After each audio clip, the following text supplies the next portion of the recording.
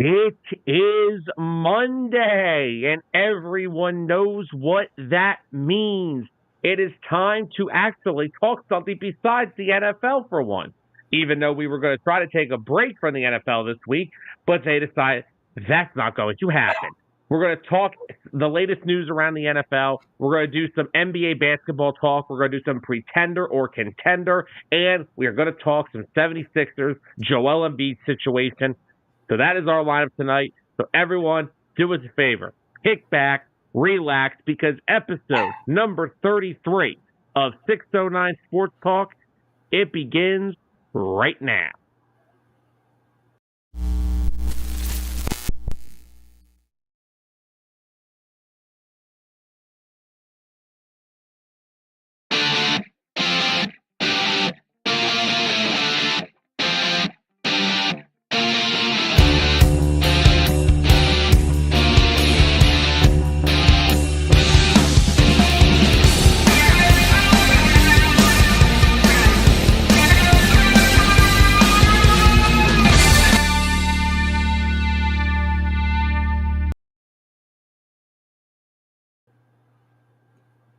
And once again, everyone, welcome into another edition of 609 Sports Talk live here on Facebook, on YouTube. Of course, always do us a favor. Go hit that like button on Facebook. Hit that subscribe over on YouTube. And go hit that follow now on Spotify for all of our fans watching over on Spotify. Of course, you know our podcasts drop every Wednesday for Spotify. And, of course, we are always live on Facebook and YouTube every Monday night at 5:30 p.m. Eastern Time. Always know this is the show that unites fans, and it ignites a ton of debate. As always, we are your hosts, Sam Nelson, Tyler Adams. Mr. Adams, how are we doing on this cool, beautiful day? You know, we're doing good today. You know, just watched Darius Slay get released by the Eagles. Howie's already starting to save money so he could trade for Myles Garrett. Just another Monday. Okay, well, look, so we were going to attempt to take the week off from the NFL because, you know, NFL free agency is next week. Legal tampering begins this time next Monday, starts at 12 noon. So we were going to take a breather from the NFL just for 1 week. I mean, we've only been talking about the NFL ever since the damn season started back in September. So we thought we would try to be fair, give the NBA some love, which nobody really does for anymore anyway. But we were going to try to give everyone an all NBA show. And then the NFL said, hold my beer. Yeah, pretty much. We are going to talk the latest news around the NFL. We are going to wait until the ending part of the show for that because of how much NFL we've talked in September, which again, you can't ever talk not enough NFL. Who was never entertained by the NFL? It's everyone's bread and butter. So, yep. We'll get into the NFL a little bit later in the show. We're going to do some NBA pretender or contender towards the middle part of the show. But to open our show tonight, we are unfortunately going to put myself through some suffering. We're going to talk some Philadelphia 76ers. And as everyone finally knows, Sixers officially announced a few days ago, Joel Embiid is officially shut down for the entire the rest of the season due to his lingering knee issue, which has clearly gotten no better and nothing but worse since the season started. The Sixers had already had Joel Embiid on a strict load management program to where he was missing games, handfuls of games on end. He wasn't playing back-to-backs. He could barely practice because after playing a game, the knee would swell up. Apparently, he had to go to Joshua Harris personally to explain to him he needs to get something done with his knee. He had to go directly to the owner and tell him, I cannot play like this. Now, where does that leave the Sixers with their medical staff and training staff? God knows they've always been so great, so pinpoint accurate with how they treat players. What does this say about Daryl Morey? Was James Harden right about Daryl Morey? Is he just nothing but a liar? What does this do for the future of head coach Nick Nurse? This Joel Embiid's career, the roster currently, the organization? Tyler, I'm going to ask the question, man. Where do the Sixers go from here? I would say down, but they're already there. You know, it's time to essentially not blow it up, but there needs to be some reworking done. And the major part of that is they need to finally move on from Joel Embiid. I think it's time for both parties to, go their separate ways. The Sixers have some decent young pieces that they can build around. They're not going to contend next year. Maybe not the year after that. But they got to keep developing through the draft. They got to get back to that point of, do I even want to say the process? I hate bringing the process up because essentially, you look back, what was the process? Got you some playoff appearances. Joel won one MVP. What else happened? The process never completed. The process will go down as one of the biggest failures in the history of sports. Yes, you look at their schedule. They're 21-38. They're currently, what are they right now? It's over. I know it's over, but they're sitting at 11th right now. Sitting at 11th place. They don't have a chance. Because at this point, nothing's really going to turn around. But the great question is, and this is where your fandom and expertise is going to have to come in, where do they go from here, Sam? What do they do? How do they move past this and get better? Well, here's the problem. The biggest problem with this is that not only is Joel Embiid's body failing now at a very concerning pace, they just extended him before the season for $192 million. They are on the hook for over $200 million worth of Joel Embiid for, I think, the next 4 years. Yeah, I don't know where they go from here. Because you're not going to trade him.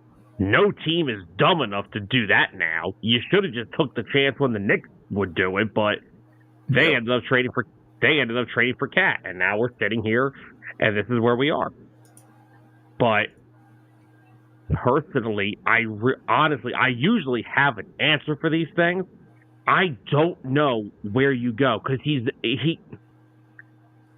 I'm going to come off as beating a dead horse because I have been saying this for about 16,000 years now, and I hate saying it because nobody sat through the process more than me.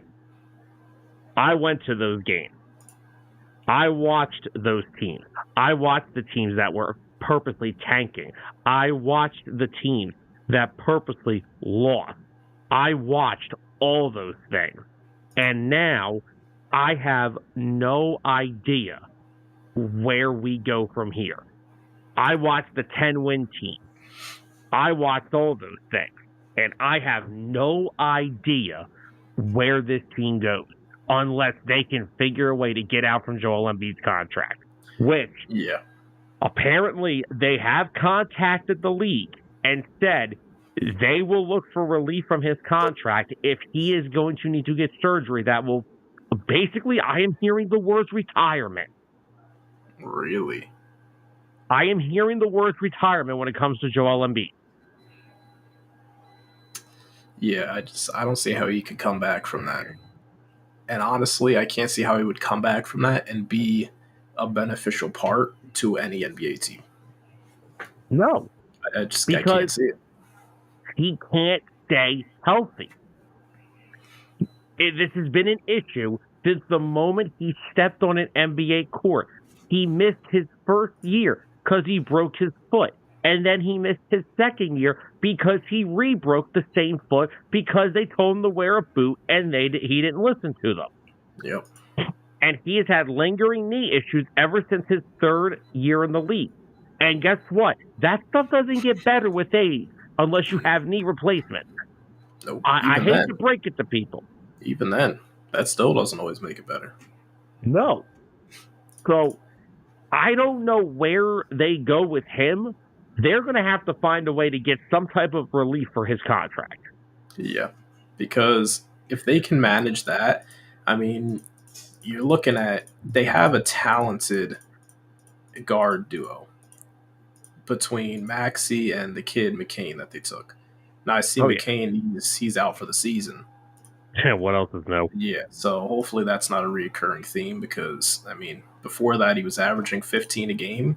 Not bad for, what is it, his rookie year this year? Yep. Yeah, not too bad. You know, promising future if you have two good guards. They don't need a guy like Joel Embiid. They don't need a Karl Anthony Towns. They need a guy who can be athletic, defender, run and jump, and rebound. Because, let's face it, that's what the NBA is turning into. Aside from Jokic, I mean, what other team's really doing it like that? And even then, the bigs, like the reason that the teams like the Knicks and the Nuggets are making it work is because their bigs can shoot. Yeah. They have to be able to shoot and space the floor. Even Wembanyama, he's able to space the floor. He spaces it a little too much for my liking. Just his vertical spaces it probably a little more than he'd like. The guy can really just reach up to the sky and he can put the ball in the basket for the 3-point line. His arms are that freaking long. But this has been the problem. This has been a problem now for over a decade. And I know a lot of people, like, we love to point fingers. Everyone loves to point a finger at someone else, right? Yep. Let's take a walk down memory lane, shall we? First, it was Brett Brown's fault. Then it was Doc Rivers' fault. Now it's Nick Nurse's fault. First, it was Ben Simmons' fault. Then it was Jimmy Butler's fault. Then it was Tobias Harris's fault. Now it's Paul George's fault. Then it was the roster and the front office's fault. And now again, it is the front office's fault. When are we just going to sit back and admit you cannot be a legitimate championship contender with Joel Embiid as your best player, if at all? Because if he can't play, what good is he? Yeah, I agree. He's got to be able to play, or else what impact is there? There's no impact. And I don't ever see him getting back to that level of contribution like he had during the year he won MVP. Right. And then the year before that when he was running. I don't see him getting back to that. I don't see any way this team gets back to any type of relevancy. And even when he's been on the floor in the playoffs, he's always hurt. He's been hurt every postseason he's ever played in. Yep. And then now you're looking at now you're not even a play-in team with him playing only half the game. And once again, they did what they always do. You know, they signed Paul George, which, oh wow, that's really moved the needle. Yeah, could have saw that coming. Yeah, because Paul George has won so many championships in his career. But I really have no idea where. I don't know where they go. The only thing they can do is get off of his contract somehow. Because, like you said, this is no longer the big man NBA. This is a guard, wing player, dominant league. You do not have the big man is no longer the dominant force that's the best player on the team. They fill a void and a role on team. Karl Anthony Towns is a heck of a player, but it's Jalen Brunson runs that team. He does. The only guy you can make the case for is Jokic, and Jokic and Embiid have different skill sets. Jokic is the fancy dime-up passer big guy who can shoot well, and he runs your offense. Joel Embiid cannot run your offense, first of all, because he's never practiced a dribble a day in his life. And that's it. They're two different play styles. But Anthony said, when do you think the 76ers and what player comes to mind? That's your face. Oh, my God. Who's yours? What player? The face of the Sixers? I can answer the question. We'll see. Okay, now, I'm pretty sure we had this conversation a few weeks ago. We probably did. I think, was it with Matt? It might have been with Matt. No, I forget what episode it was, but we had this talk. When I think of the Sixers, I think of Allen Iverson. Oh, I think he wants to know currently. When you're looking at the 76ers, you're thinking about going to a 76ers game. Hypothetical, Sam. Who were you there to see in its current state? Tyrese Maxey. There you go. Tyrese Maxey is currently the face of the 76ers. Tyrese Maxey his career is suffering because of this, because they are wasting his prime years of his career. Yeah, they are. I mean, right now he's averaging 26.7. 6 assists. I mean, he's trying out there, but he's all by himself. Because, I mean, he had McCain playing well next to him, but then he got hurt. So, yeah, he's the only one still going. I don't realistically know where they can go from here. I really don't. Yeah. But if the first thing, because look, they're gonna, unfortunately, what's gonna happen? They're gonna fire Nick Nurse. He's gonna be scapegoated because he signed up for this crap. Yep. He signed up for what he thought was gonna be a healthy enough Joel Embiid, healthy enough Paul George, and now he's just got a bunch of nothing to work with. Oh, speaking of Paul George, he's actually questionable tonight. He has groin soreness. Oh my God. But I want to give Paul George a huge shout out. He decided to give up podcasting to help the Sixers focus on a championship after they were 25 games under 500. Thanks, Paul. Paul, you're more than welcome to come on this podcast. More than welcome. I'll talk about you all day. I don't care. But they are, first of all, they're too damn old. They are. I was looking at their roster, man. I don't know what I'm looking at. I'm looking at the WrestleMania main event for this year on the Sixers. Got old retirement home. Kelly Oubre, who is solid. He's a solid role player still. He's averaging about 15. Oh, he's out. Okay, cool. He's ill, so he'll be back in like a day or two.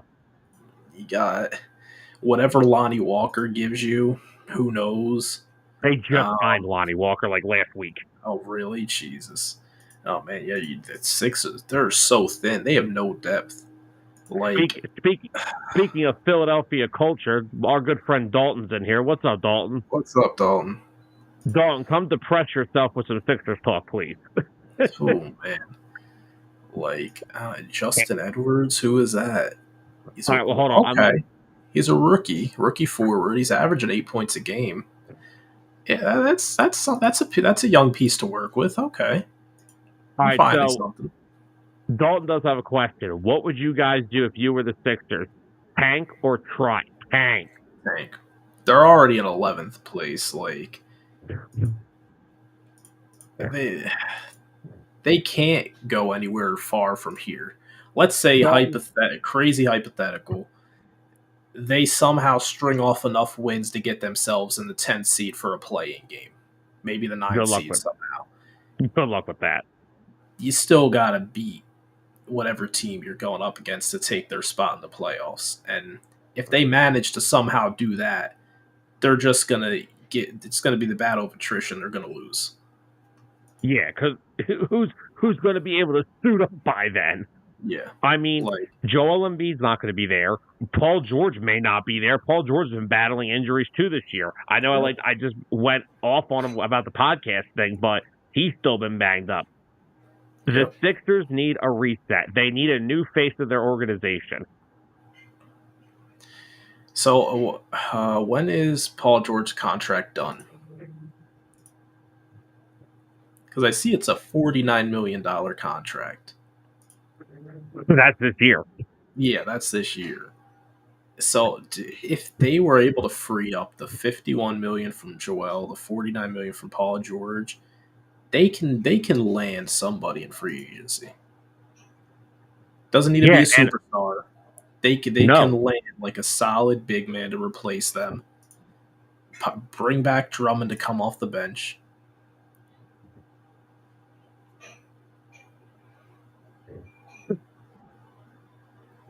Dalton said, I thought tanking was the obvious guess, and they didn't. God bless the Sixers. My God. No, but, I mean, here's what the Sixers' offseason was this past offseason. They signed Eric Gordon, who I feel is about 100 years old. They brought back Kyle Lowry.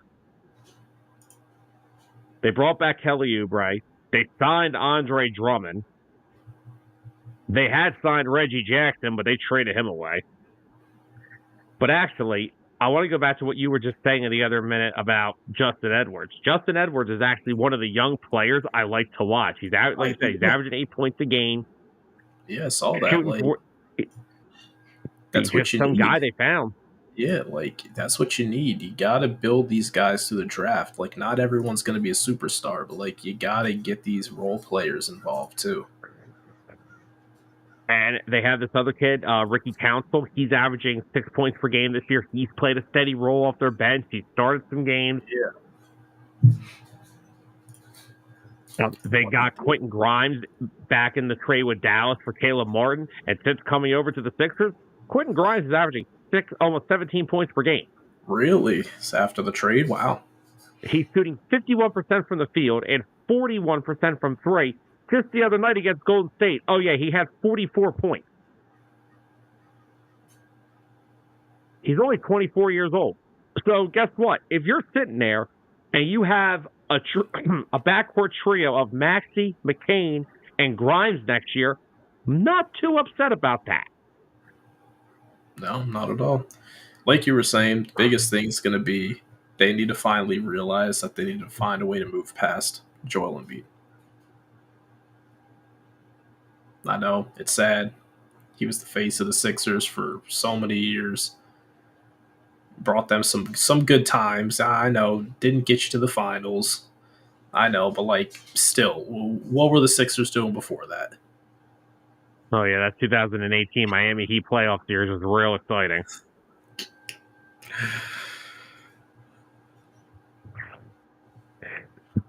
Their biggest chance at this was the year they were the 1 seed, and they had Ben Simmons, and they had Tobias Harris, and they had Danny Green, they had Steph Curry. That was their year. That was the year they blew. And then, just a couple years ago, you blew the 3-2 series lead against Boston. You're up 7 with 5 minutes left, and you blow that game. Yeah. Anthony said, I saw a wild trade, an overhyped team not doing so well. Why not move a star player? Move KD to Dallas. AD, KD, and Kyrie. That automatically means the Mavericks will never make the NBA Finals. So then who gets moved to the Suns? That's a great question. Because if I'm the Suns, I ain't giving you nothing. KD and Bradley Beal are holding back the Suns. No, KD is holding back the Suns. Not even Bradley Beal? Are we sure about that? Bradley Beal wouldn't be there if it weren't for KD. So, true. Package deal. Package deal. But ultimately, I don't know how. We will not have a clear answer of this until they figure out what to do with his contract.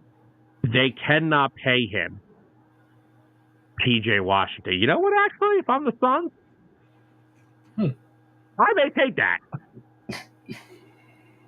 Get some younger, controllable players around Devin Booker. I may be cool with that, actually. Yeah. Because the Suns screwed them. They sold their soul for Kevin Durant, and it was the biggest mistake they ever made. Yep. They didn't need him. No, clearly not. So now they're not even in the play-in right now. No.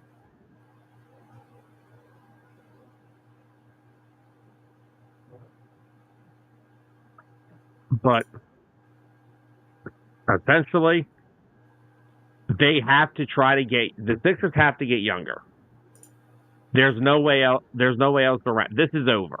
This era of Sixers basketball, as we know it, is over. He cannot stay healthy. He will never be healthy. And even when people are like, oh, he's always hurt when it came to the playoffs. And even when he wasn't that hurt, he didn't perform that well either. No. He would have like a couple of good games, but not enough. No. There's nowhere to go for this era of Sixers basketball. Now, the one thing is, like you said, this isn't. Stop with the Andrew Bynum stuff. I get we all like to make the joke about the Andrew Bynum season. Yeah. Well, actually, wait. No, it actually is. Big man can't stay healthy. Young, up-and-coming guard. Oh, my God, they're going to trade Maxey to the freaking Pelicans for him. Stop. For Zion. Guys. Oh, my gosh. That's going to be the dynamic big man. No. Somebody go into the NBA draft cycle for me because I don't follow it. Go tell me who's more comparable to Nerlens Noel. And we're going to redo this whole thing again for 16 more years. Oh, man. And for the people on so-called radio stations that like to blame this whole thing, starting with Sam Hinkie has the Sixers with the most cap space in the NBA. Sam Hinkie had the Sixers loaded with draft picks for the future. Then Adam Silver got involved, and then the NBA involved themselves, brought the Colangelos in, and everything has been a shit show ever since. Sam Hinkie was building this the right way. The NBA did not like it. So what's the story behind that? Why did he get kicked out by the NBA? Because the league was upset that the Sixers were basically losing on purpose. Oh, okay. Like a team should not be going 10-72 in their eyes, and they basically forced the Sixers to fire him, and then they basically brought the Colangelos into power in Philadelphia, and since then it's been a mess ever since. Morey did okay a little to right the ship. I think Daryl Morey's full of himself.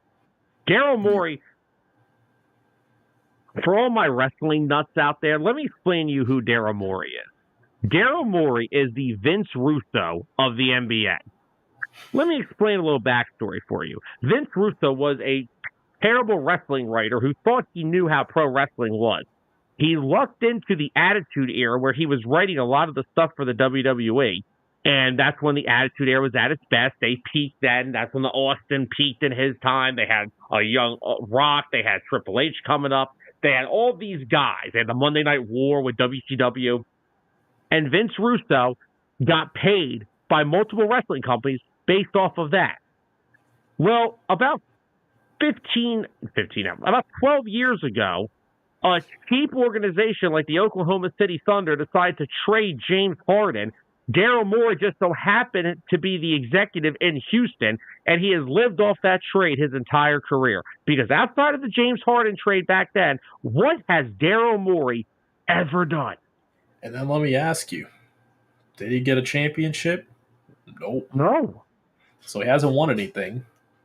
No. So why does he get all this praise?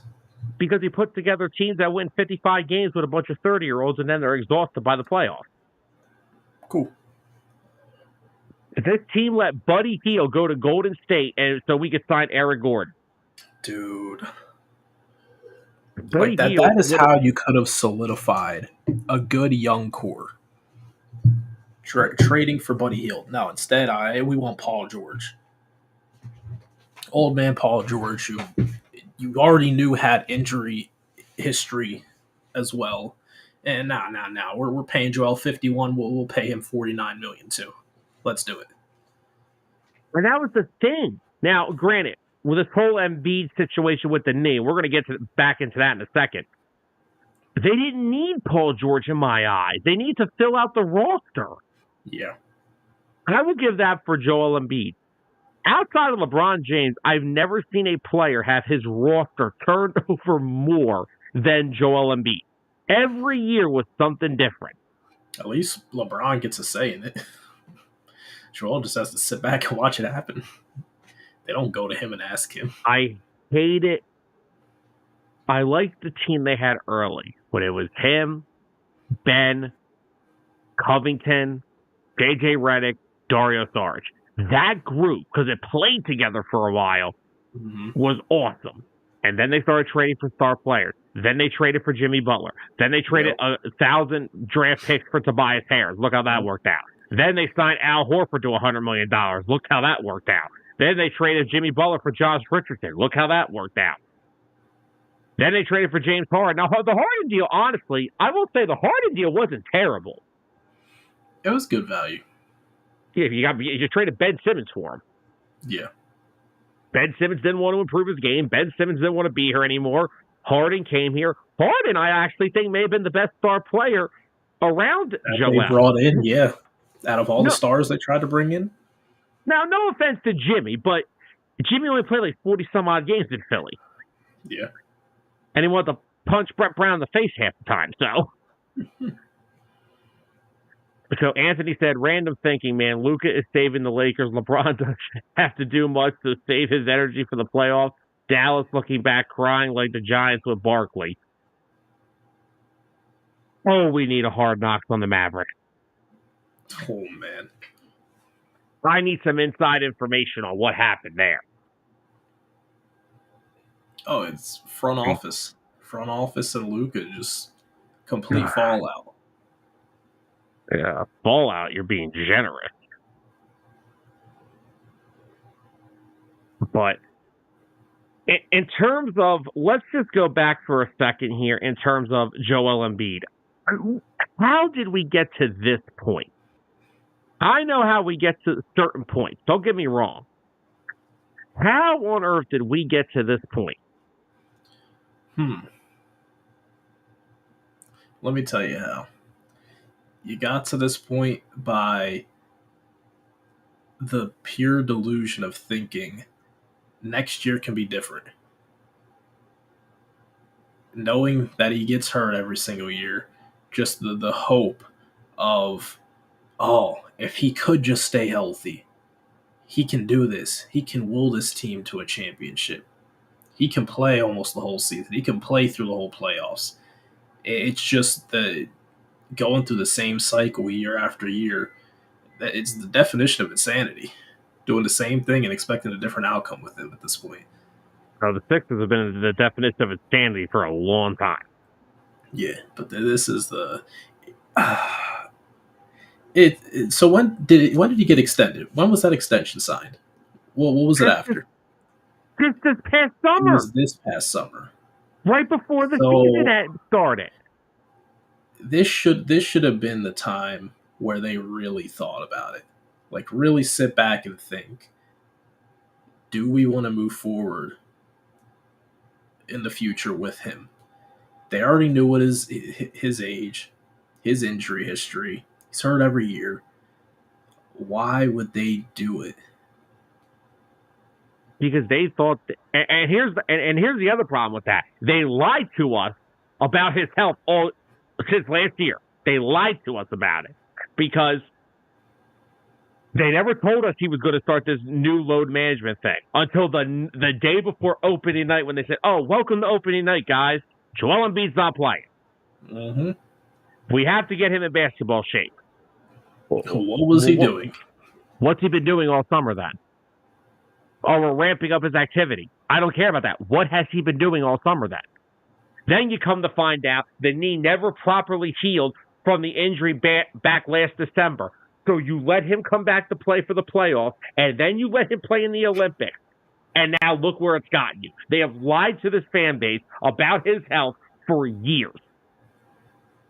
And clearly, you could defend him all you want. That's fine. Look, I did this for 12 years now. I am out on Joel Embiid. I'm sorry. I have been doing this for a decade with him. You just said the definition of insanity. Well, we're waiting for him to get into basketball shape. I have been hearing that since he came over since he got out of Kansas. When is he going to be in basketball shape? When? How many more months am I going to hear that crap? Oh, but he'll be in bed. We're ramping up his activity. What is he doing then? Oh, it's because he's always recovering from injury.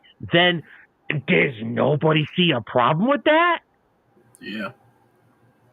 I mean, you just so quickly compare this over to like the NFL. Look at Todd Gurley, right? And his career had a lot of success. Exactly.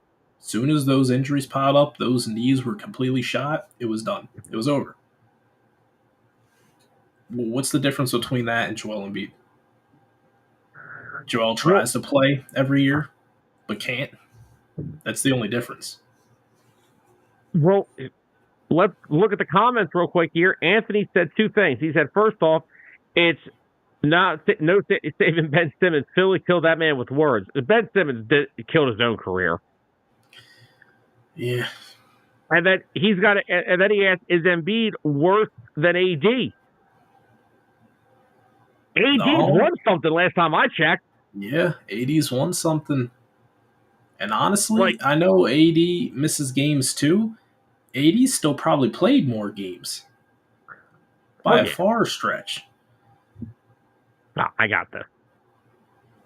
I got this because now I'm getting because I honestly I'm probably more of an Anthony Davis defender, just strictly because I love Anthony Davis's game.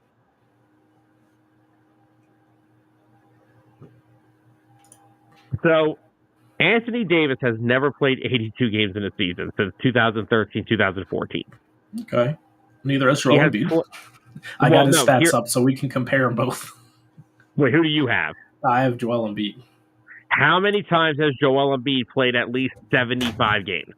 He's never played 70 games in a season. Well, good, because Anthony Davis has played 70 games 3 times. Yeah.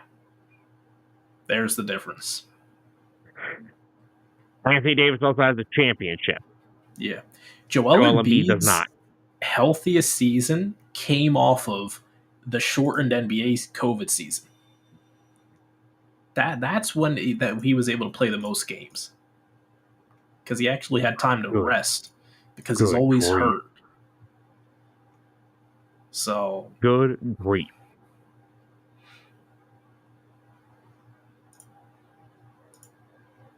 But no, look, you can say that, I've been riding with the Sixers since day one.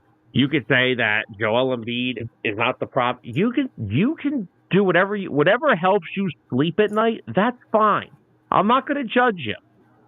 But what you have to admit, this is over. Yep. This team, led by Joel Embiid, will never be a championship contender. It never will be. You can try to convince yourself of it all you want, but it's not going to happen. He may actually have to consider retiring because of this injury. And if that's the case, the Sixers better be on the phone with Adam Silver that night and say, hello, we need some relief for this contract because this is ridiculous. Yep. Oh, Clint's in the chat. What up, Clint? What's up, Clint? Clint, hang around, brother. We're gonna be talking about your Cavs in a few minutes here. But an actual NBA team that can win games? Oh, yeah. Well, I claim the Pistons now, so I don't know what you're talking about. But this is worse than the process. This is what people, and the thing was with the Sixers before the process. When they had those couple teams, they had Andre Iguodala, they had Thaddeus Young, they had old man Elton Brand and Spencer Hawes and Drew Holiday and Lou Williams before he loved chicken wings. All those guys. Lemon Pepper. Lemon Pepper Lou. But those teams, they won 40 games a year, and they were like, where's the direction? 15 years later, what's this team's direction? The only bright spot heading into this offseason or next season or in the future in general with the 76ers is Tyrese Maxey and Jarrett McCain. That is how you are going to somehow save your franchise, because the NBA is now dominated by the backcourt, dominant guard duos, and all that stuff. But Joel Embiid, I'm sorry, is not the answer. No, he's not. His time is up. Exactly. They have tried everything I can think of, and he just, for some reason, he can't get himself healthy. He can't stay on the court. It's over. At the end of the day, we just have to remember that it's over. And I know it hurts, and I know it sucks, and it's going to be another rebuild. But again, you don't need to tear the whole thing down, trade Embiid, anybody who's going to trade Tyrese Maxey, you better just stop watching basketball. You have a start, and okay, what did you have to go through a couple of transition years? Let the kids play. Edwards, Council, let these kids play. Who knows? You don't know what you have in them. Exactly. But the Embiid era it's over. I don't know what's going to happen in the offseason. I'm sure we're going to have an episode in the summer about this, but I don't know where they go from here. Right now, it's very bleak. And I know Dalt was saying earlier in the chat about rebuilding, or do they try? Well, how are they going to try? They're 21 and what's their current record? Aren't they're 21 and 38? Yeah, I think that's about right. Exactly. Yeah, they're 21 and 38. Yeah. So, there's really nothing else to say here. No. There's nothing else to say here. This Joel Embiid thing is just ridiculous. And and then here's the other thing. Here's what annoys me more. So here's an article about the Embiid situation. This is released 3 days ago when they announced he was out for the season. So the first 3 paragraphs of this article, listen to this. The Philadelphia 76ers have ruled out Joel Embiid for the rest of the season. So the former MVP, which, oh my God, they will live him up to that every day. Yeah. But so the article states that they ruled him out for the season so the MVP can focus on rehabilitating his lingering left knee injury. The Sixers said Embiid and the club are working with specialists to determine his treatment plan. Embiid recently said he's likely to need another knee surgery to fully recover his issue. Why has that not happened yet? I don't know. Is he afraid? Maybe there's a risk that comes along with it. Maybe it's like a 50-50. It could fix his knee and allow him to play basketball again. It could force him to retire. His career's been 50-50 since he stepped on the court, Tyler. And I hate to say that, but the guy's career is nothing but 50-50.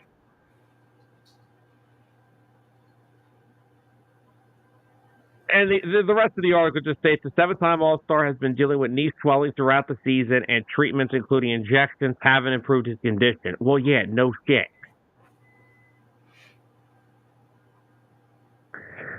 This is just... And the Sixers also owe the Thunder a top 6 protected first-round pick. Oh. Why do they owe them that? I don't know. Well, what trade was that a part of? Probably something from late years ago. Oh, gosh. Probably something the Sixers when he traded for Tobias. No, it's probably something that the Sixers said, oh, we're not going to need to do that. We have Joel Embiid.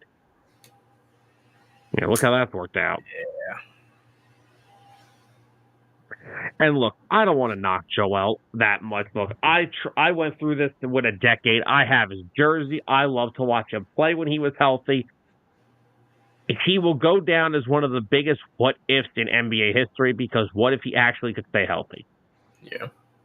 But the fact that he has needed a surgery since the end of last season and it is still not happened goes to show you one other thing. The ownership group, all they care about is how many tickets they can sell with him. Because Joel the fact Embiid is questionable for tonight's game. Make sure you show up. And that's the other problem. The fact that he had to go to Josh Harris personally and say to him, I cannot play.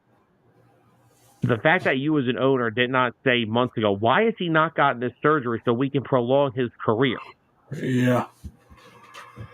Well, Joshua Harris is more focused on his lovely Commanders right now, so. Mm-hmm. He has a new toy to play with. Jaden Exactly. Daniels. Joel Exactly. Embiid's the old one. Doesn't care about anymore. Hitting the old dusty trail, eh? Mm-hmm. But we've been talking about the Sixers for 45 minutes now. Oh, man. 40 minutes too long. And more like, no, it's actually about 44 minutes and 15 seconds too long. So, my final words on it, the Joel Embiid era, it needs to be over. If it's not over, then this team is blinded by something with him. But yeah, it's over. They have to stop. It needs to end. I don't know where he goes from here. I don't know what either party does here. I don't know where the Sixers go, and I don't know where Joel Embiid goes from here.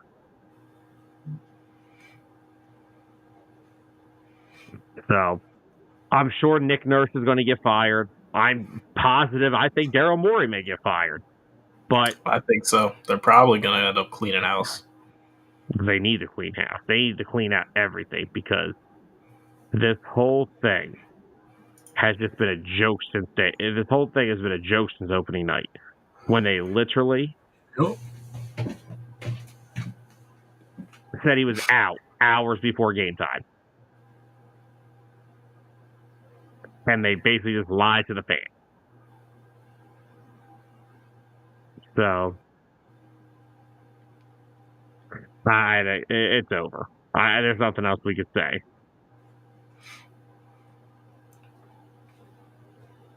The whole situation's over. I don't know where we want to go from here, but it's over. Yeah, it is.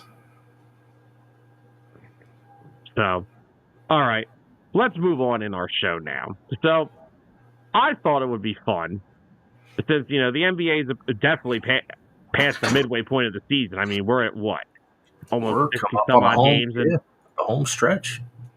Yeah, we're almost up to 60 actually, games we're on close the to season. 60. Yeah. Cavs have played 60. Most teams have played about 60 games. Sixers have played 59, so we're right there. So since we're in the home stretch of the NBA, the seedings are still, there's some odds and ends to move around, but I think we kind of get an idea of where these teams are. So I thought it would be fun to play a little pretender or contender. Now, let me explain to you, everybody, how this works for me. I am only naming teams that are currently over 500. I do not care about the 27-33 Atlanta Hawks. I don't care about the 28-31 Miami Heat. Those are not contenders. You. Oh, knock it off. You traded Jimmy Butler. They're not a contender. The East is pretender central. Yeah. The West, that may take us about 5 hours to get through. Yeah. So now the question is, where are we starting? Let's get the Eastern Conference out of my hair. And yes, I call them the Eastern Conference because the East is you pronounced it right. It's about 3 elite teams, it's 3 elite teams, 3 good teams, 1 good story, and a bunch of garbage after that. Let's just we can keep this really simple. They're the 3 teams that are contenders are the top 3. Exactly. Because after that, the rest of them are getting bounced at some point. Most likely before ever seeing the finals. So I'm assuming we're agreeing that the Cavaliers are contenders, right? I would hope so. That team is so good. They've won 50 games and only lost 10. That's pretty damn good. Mitchell and Garland are just playing out of their mind this year. Max Strus is back shooting the ball well from three like he always does. Nice going, Miami. What I would do for Donovan Mitchell to get traded to the Miami Heat. Oh, that's what he got extended in Cleveland, so that ain't happening. Hey, man. Just because he got extended don't mean he can't be traded. Yes, because the top seed in the East is looking to trade their superstar to a bottom feeder. Yeah, because the Heat trade package should be so great. Yes, Tyler Hero. Yeah, oh my God. Most improved player, Tyler Hero. Most improved at what? Bro, Tristan Thompson's still in the league and he's on the Cavs again. I'm shocked. The DeAndre Hunter acquisition for the Cavs has been amazing. He's played 8 games. He's averaging 16 points per game. He's shooting 52% from the field. He is shooting, listen to this one. He is shooting 60% from 3. 15 traded. Nice going, Atlanta. The Cavs are just like, the Sixers need to look at the Cavs and use that as inspiration for the future. Because everyone used to clown the Cavs, man. They were never going to go anywhere after LeBron. Right? You saw all the years they tanked when he went to Miami. Then he came back, won a ring, then left. And then they were back to the same thing. And then they just slowly just started drafting these pieces. They went out in free agency. They got Jared Allen, which I don't know why more teams weren't interested in Jared Allen, honestly. He's just a great, well-rounded center. Like, Jared Allen could change he could be, like, that missing piece for that young team on the Sixers. He could be. The Sixers might want to keep tabs on him. Well, Anthony said the Cavs are good, but Allen needs to man up and be the big man. Anthony, the problem with that is the big man that plays next to him is just that much better. Yeah, but they play great together. That's the thing. Well, yeah, because Evan Mobley can do anything. Yeah, they complement each other well. Evan Mobley is so good. He really is. It is ridiculous. I mean, Evan Mobley, 18.6 points per game, 9.3 rebounds, 56% from the field, 36% from 3, almost a steal a game, and 1.6 blocks. The guy is literally, the guy can guard 1 through 5. Yeah. The guy can literally guard anywhere on a basketball court you ask him to. Yep.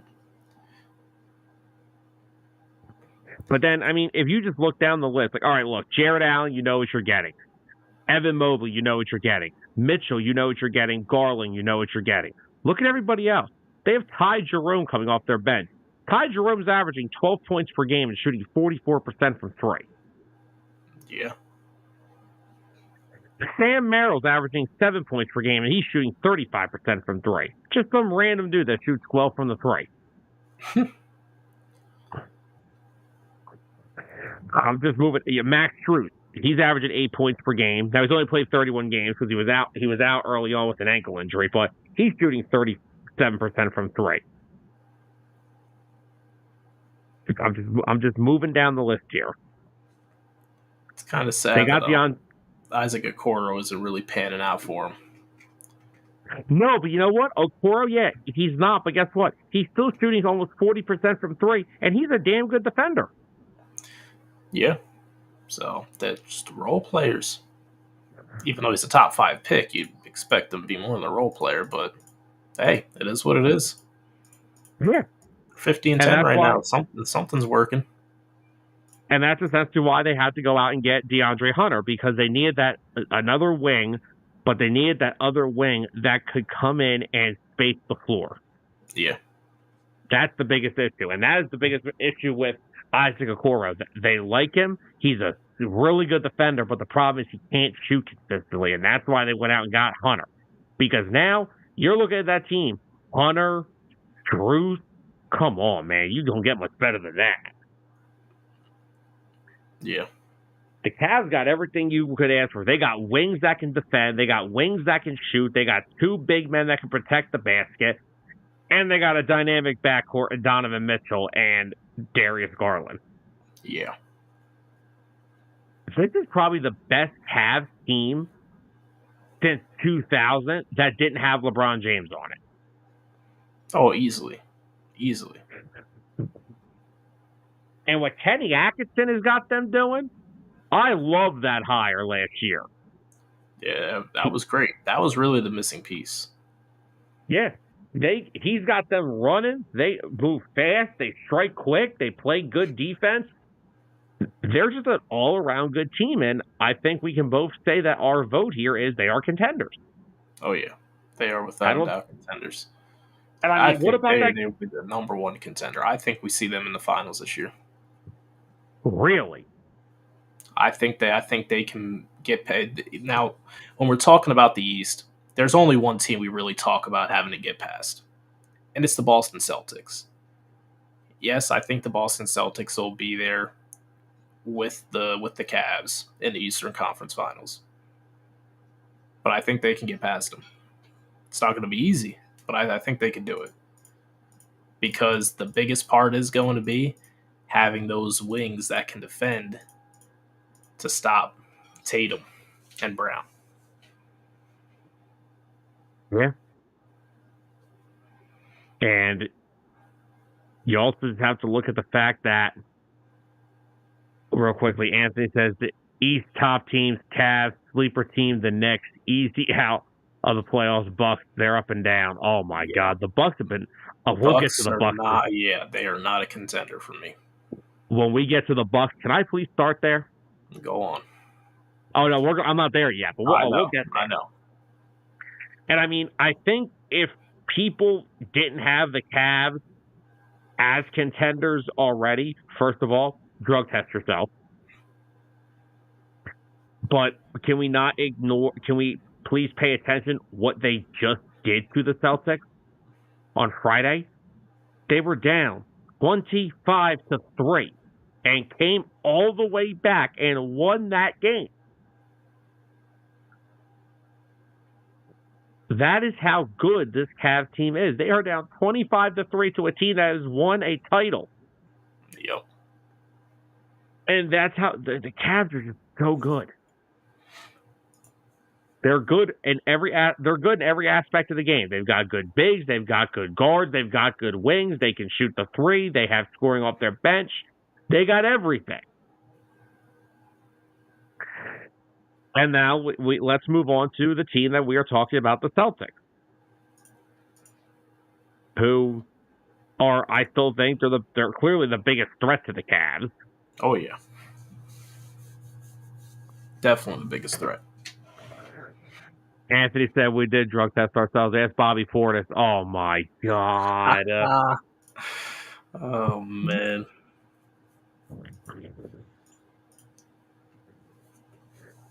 The biggest thing I will say with the Celtics, now you're talking about it, how the Cavs have the wings.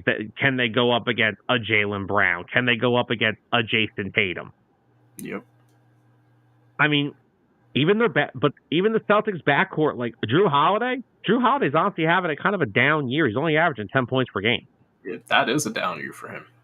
Well, granted, he's taken a backseat scoring since going to the Celtics because, they do have Jaylen Brown. They do have Jason Tatum. They do have Kristaps Porzingis. They do have Derek White. Derek White may be the most underrated role player of all time. I think he's starting to perform like out of that role player territory. Well, I mean, this year alone, he's averaging 16 points per game. He's shooting 40% from three. The guy's been amazing ever since they got him. Yeah. So we think the Cavs have the wings to go up against Boston. I think Boston's backcourt can compete with the Cavs. Now, Garland and Mitchell are better scorers than these two, but I think they can defend them. I think White and Holiday can defend them. Yeah. In my opinion, the biggest advantage the Cavs have possibly on the Celtics is their front court. Jared Allen is going up against the literal corpse of Al Horford. I mean, Horford is still doing his thing, still averaging 8 points, 5 rebounds, 36% from three, 41% from the field, 38 years old. And they still have Porzingis, who 19 points per game, still shooting good from three, still good shooting good from the field overall. But he's another big man who doesn't stay healthy. Kristaps Porzingis is also not Mr. Clean Bill of Health. I think, okay, here's one for you. You know, we talk about it. Kristaps Porzingis has not played, listen to this one. Porzingis has not played 70 games since 2016. And he has only played, this is a really concerning one, he has only played 60 games 3 times in his career and only 1 in the last 7. Wow. But again, when he's on the court, he's dangerous. I mean, he's a 7'3" big man who can shoot and block shots. Yep. But I think Evan Mobley and Jared Allen, I would give the advantage to the Cavs there in terms of front court. And then ultimately, we're coming down to the battle of benches here. And the Cavs have Hunter. They have Strus, to whoever, I forget which one of them starts. I think Strus starts. I think Hunter's been coming off their bench. But, I mean, the Celtics, a lot of their scoring comes from that starting 5. I mean, Derek White's a full-time starter. Peyton Pritchard's basically their best bench player. He's averaging 14 points per game off their bench. But outside of that, I mean, they have Torrey Craig is still playing basketball. Holy crap. So, I don't know. The Cavs really may have a good chance to dethrone the Celtics if this came into a 7-game series. Yeah, I think so.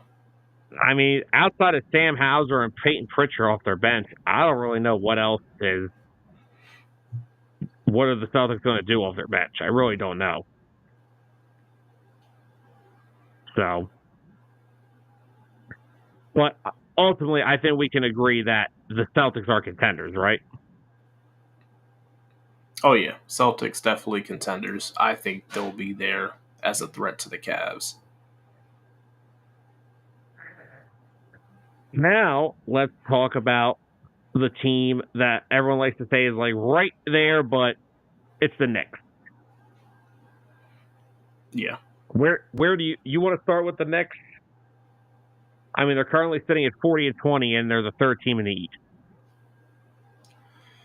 The Knicks are an interesting team because I don't really know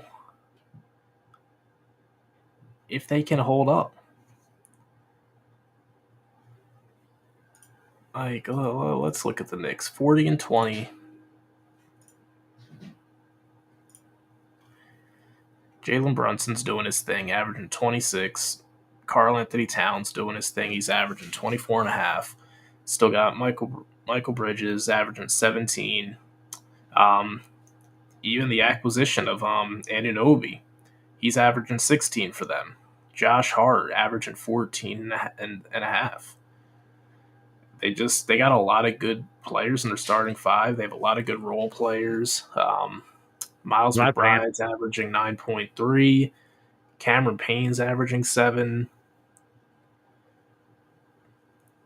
I think that's the problem, though, with the Knicks. I think it's their bench. It is.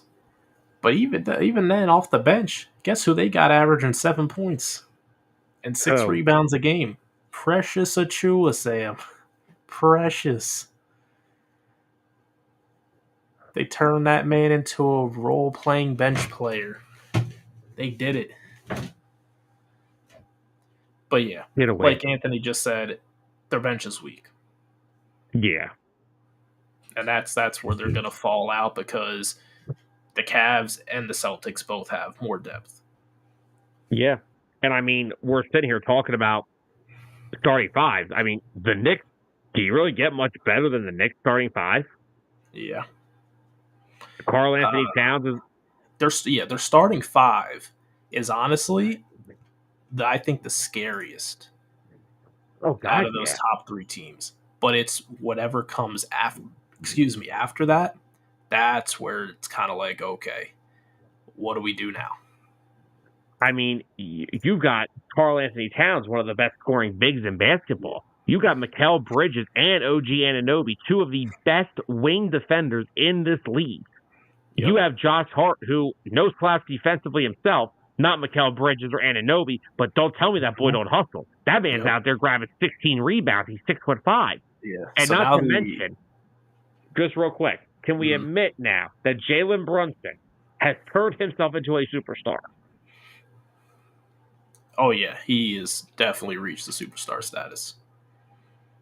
Because all he has done has elevate his game since he got to New York. The guy's literally averaging 26 points per game. Yeah. Anthony said we could average 5 or 7 points off that bench. Yeah, honestly. Because, that's the other point I was going to bring up, is that they have their starters playing a lot of minutes. Like, they're all playing over 35 minutes a game. A couple of them are playing almost 38 minutes a game. So, like, they're heavily relying on that starting five being on the floor together. Thibodeau. Yeah, being on the floor together, and they're going to get tired. The season's starting to wind down. They're going to get tired. They might not have enough energy left in the tank to keep it going for a playoff run. Yeah. That's what's going to kill them. So, again, I like the Knicks. I think Thibodeau's done a great job there. I love Cat. Of course, I love my Villanova players. Because, I was always told Villanova doesn't produce NBA talent. Well, Jalen Brunson, Josh Hart, Dante DiVincenzo, Mikal Bridges.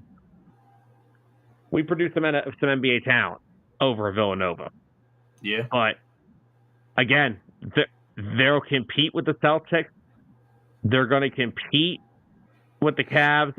I don't know if they can beat those teams in a 7-game series. Strictly just because their bench has, little to nothing. Yeah. I don't know how much of that. That's going to come into a big factor in the playoffs. So,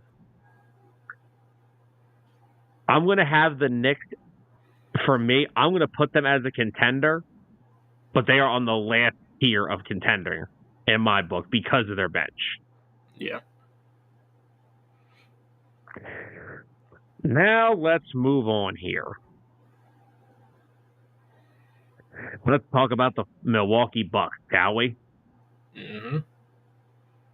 Can I start here, please? Go right ahead, man. The Milwaukee Bucks are one thing and one thing only, and that is pretenders. Overrated? Oh. No, well, yeah, kind of. They are pretenders. And I will sit here gladly and tell you all why they are pretenders. And that is easily one man and one man only, and he goes by the name of Glenn Doc Rivers. Because do not tell me Doc Rivers is a good coach in today's NBA. Doc Rivers hasn't been a good coach in 17 years. I'm telling you, Doc Rivers and Mike Tomlin, they just somehow stay employed for something they achieved 2 decades ago.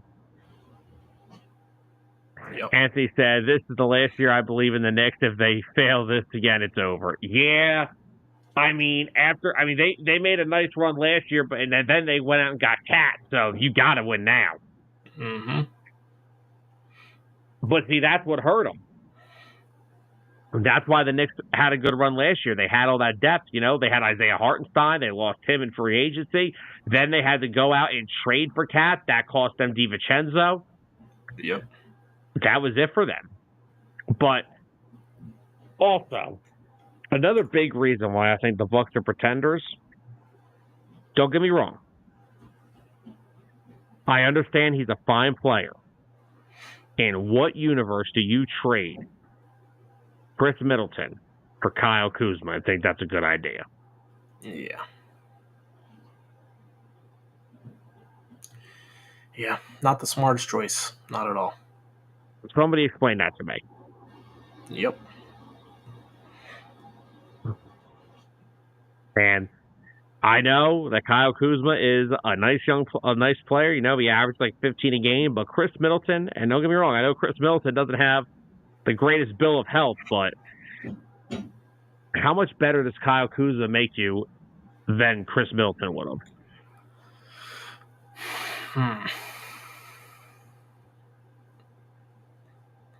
It's not adding Like, much. no. And now don't get me wrong, Giannis is still the Greek freak. He's still doing his thing. He's averaging 31 a game, 12 rebounds, 6 assists. He's still the Greek freak. Yep. Outside of that, it's a whole bunch of. Lillard, he's fine, still averaging 25 a game. Yeah. The Bucks have not been the same though for me since then, when they traded Drew Holiday and then away for Damian Lillard.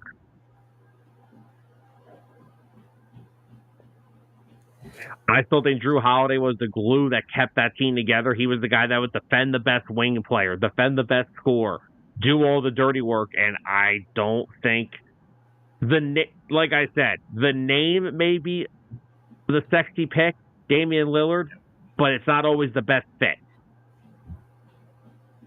Because with Damian Lillard, all right, you're getting a score. But with Drew Holiday, you're getting a decent score, a great defender, a guy who can space the floor without the basketball in his hand, and a guy that will go up toe-to-toe with the best scorer on the other opponent's team if he's a backcourt player. Now, granted, he can't guard like LeBron James because he's not big enough, but you get my point. Exactly.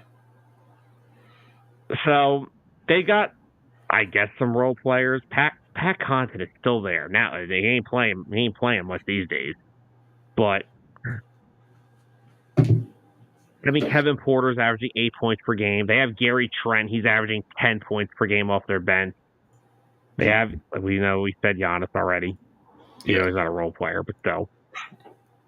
They have Taurean Prince. He's averaging 8 points per game. He's actually starting for them. And, their best role player is Bobby Portis, and he's suspended right now. Yep. Brook Lopez is still over there, and all he does is hit threes and block shots. Yeah. He's just still doing his thing. I don't even know how old he is anymore. He's 36. Oh, there's been enough. Still doing it. You know you're old when you saw it on the New Jersey Nets. Yes. That is how you know you've been around the block. Hell, he's been around the block. Jersey Nets.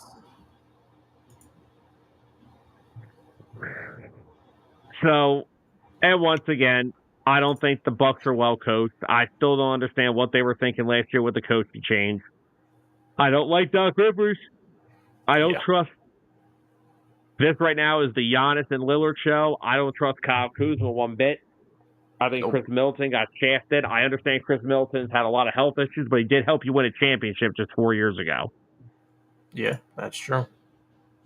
So, again, I don't know. I think Kuzma was a downgrade. All in all, I have the Bucks as a pretender strictly because Doc Rivers is not a good coach. Yep. What say you, sir? Do you have anything else you want to add about the Bucks? I really just don't like the Bucks at all this year. They made too many bad changes. Like you said, they got Doc Rivers coaching them. Doc Rivers hasn't won anything since he got carried there by KG and Pierce and them.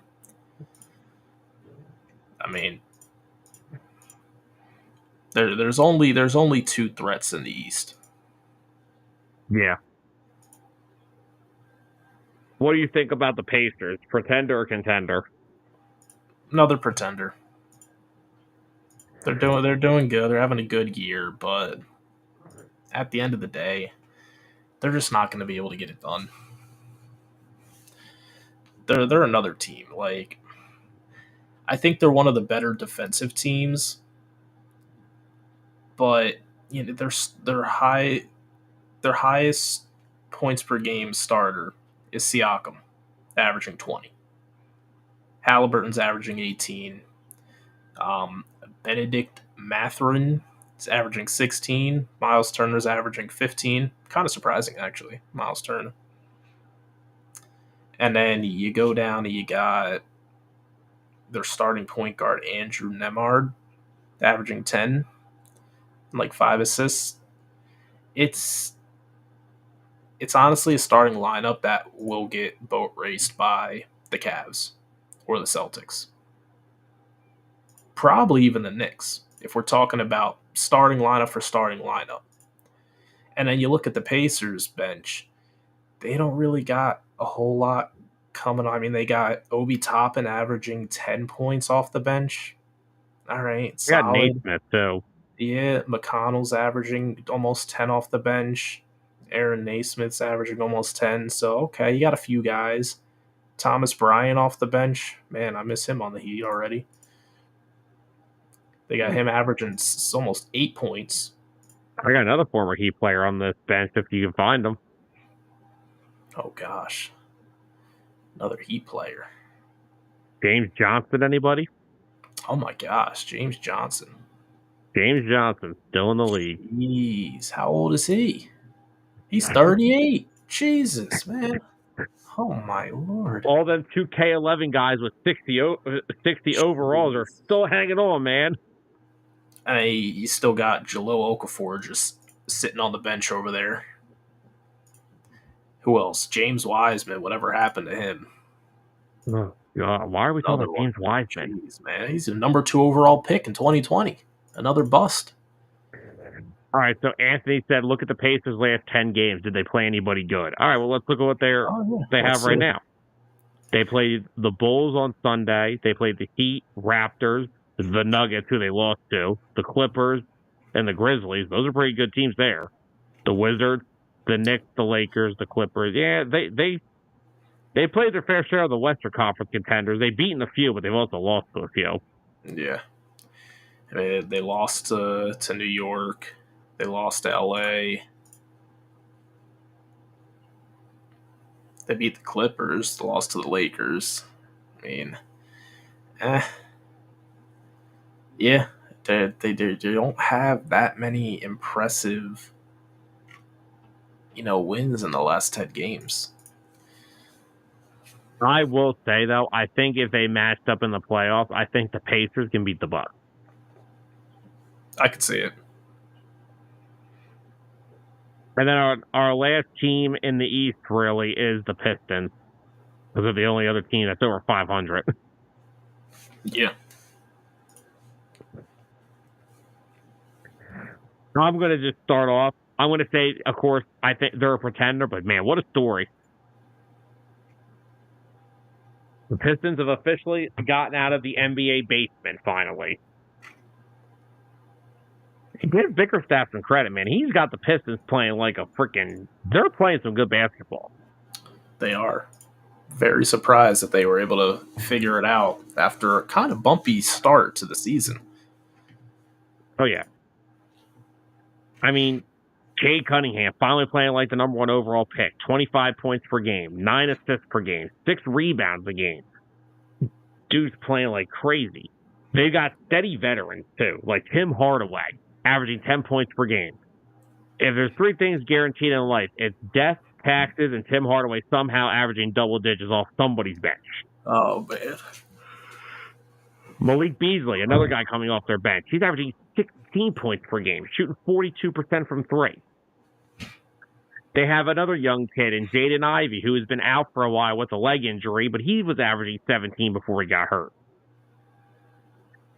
They got this kid, Uzar Thompson, he's a guard/forward. He averages almost 10 points per game for them. Yeah. They got Dennis Schroeder's on their team as well. Looks like they traded for him. So, if you go look at the front court, they have Tobias Harris, who's averaging almost 14 for them. Yeah.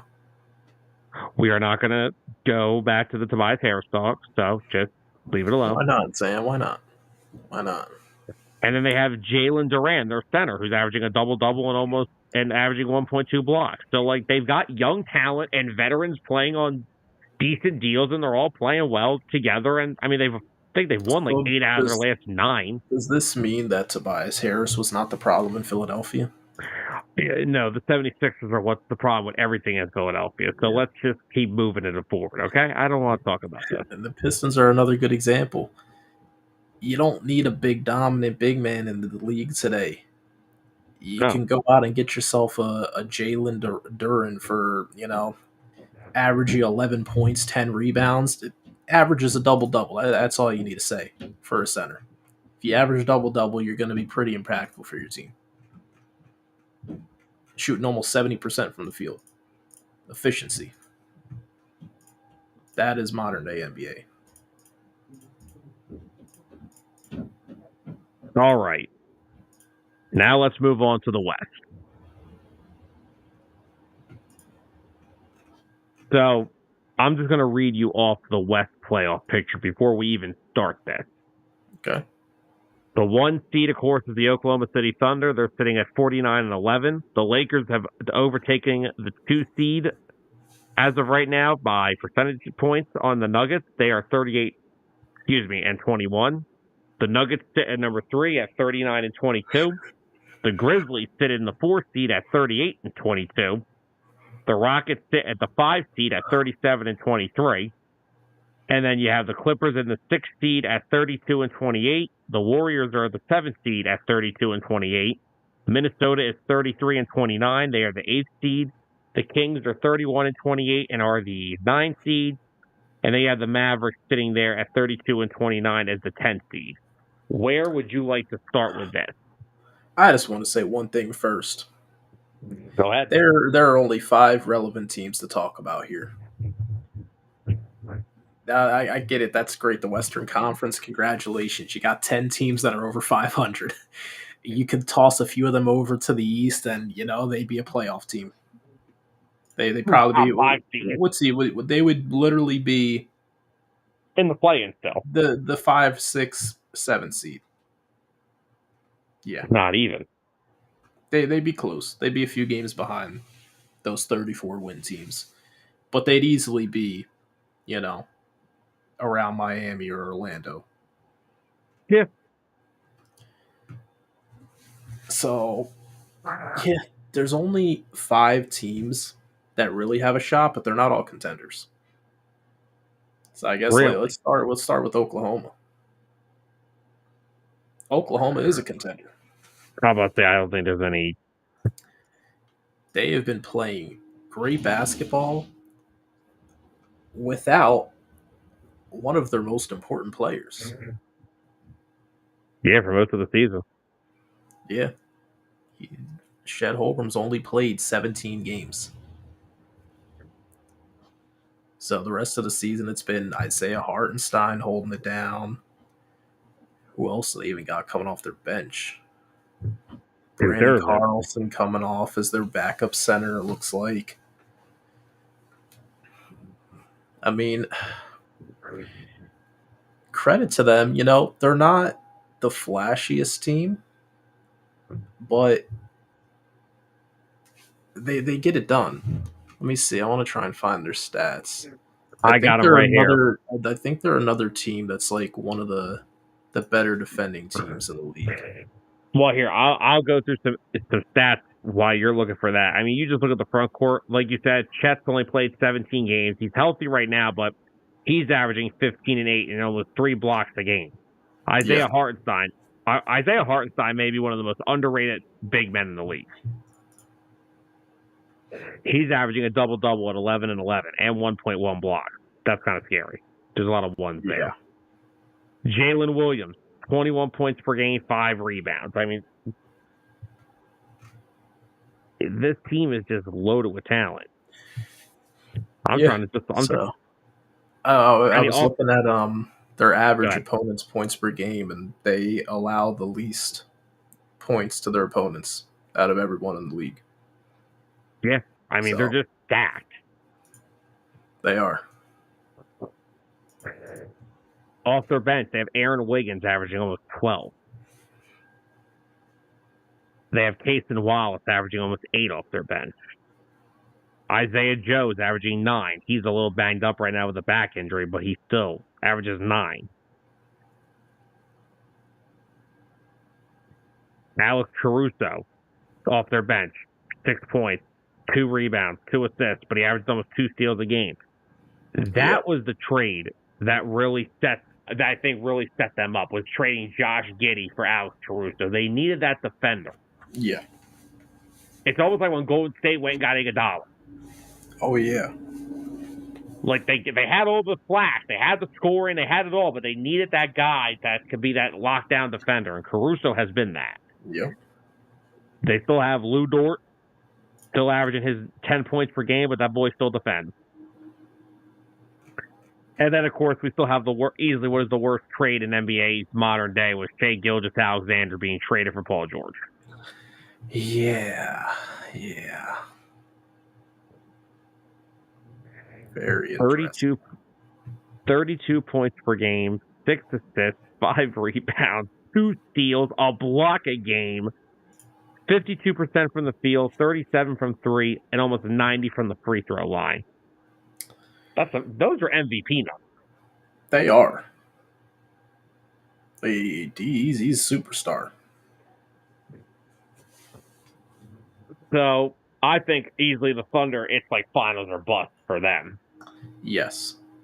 But I wouldn't say finals or bust. Obviously, they should be a dominant force to make it into the finals. But like, they have such a young team still. If they somehow get bounced, let's say conference finals, all right, see you next year. Yeah. Like, this team isn't going to be blown up if they don't make it to the finals this year, because they built it so well. It's so nice to see them and the Cavs, 2 young rosters with some veterans mixed in, teams that they had to build from the ground up. They couldn't just go out and, trade for this guy, sign this guy, sign this guy. Yeah. All right. So Anthony says West top teams Thunder, sleeper team Grizzlies, easy out Houston. I like Houston a lot, though. I feel like Houston is almost like it's like the Thunder. They're just not there yet. Like, they're the Thunder early on in this process. They're another team that's got a ridiculous amount of talent on their roster. I mean, just looking at this, Dylan Brooks, one of the veteran guys they have over there, he's averaging 13 a game, shooting 40% from 3. Jalen Green, 21 points per game. He's probably their best player. Yeah. I mean, I gotta go through their roster here. I don't watch the Rockets. Sorry. They have Amen Thompson, who's averaging 14 off their bench. He's kind of like an in-betweener. 57 games, 30 starts. But another guy that plays solid minutes for them, Fred VanVleet, still averaging points in this league at 14. I forgot where Fred VanVleet went for a little bit, I ain't gonna lie. They have Tari Eason, who's averaging 11 off their bench as well. Jeff Green is on the Rockets, and he's like 39 years old. Oh, man. They have Jabari Smith, who's another one of their starters. He's averaging 11 and 6 this year. I mean, they've got talent. They got Steven Adams. They've got Cam Whitmore coming off their bench, averaging almost 10. Another Villanova guy. Do not try to guess the name of their starting center. I got this. No, you don't. Alperen Sengun. That actually may be close. And honestly, Sengun. Look at his numbers. 19 points per game, 10.5 rebounds, almost a block a game. Where did we find this guy from? Oddly enough, he was drafted by OKC in 2021. Man, if they just hung on to him. Whew. Hartenstein probably never goes to the Thunder. Yeah. I would actually like to see the Rockets and Thunder in a playoff series. Actually, those teams it's funny they play each other tonight. Oh, really? I actually may have to tune into that game. But I have the Rock. So I'm gonna, since we're on the Rockets, I'm gonna put them in my pretenders list. But they Yeah, are right there. they're getting there. They are. They're right on the fringe of putting it all together. It's still the Western Conference. There's a lot of good competition. They're not there yet, but they're close. Yeah. I mean, look, I'm just going to run through this really quick. And if you have any disagreements, please eh, go go ahead, speak up. Mavericks pretenders. AD's not healthy. They're pretenders. The Kings don't even know what they are. They're pretenders. Minnesota, you went from the 1 seed to trading Cat. You're a pretender. The Yep. Warriors, the Warriors have played better since getting Jimmy. I don't trust the rest of the team. Nah. And the Clippers, give me a break. So now let's talk about the other three top 4 seeds in the West, and that is Memphis, Denver, and LA. Who do you think out of those three is the biggest threat to the Thunder? Oh, excuse me. Okay. The biggest threat to the Thunder.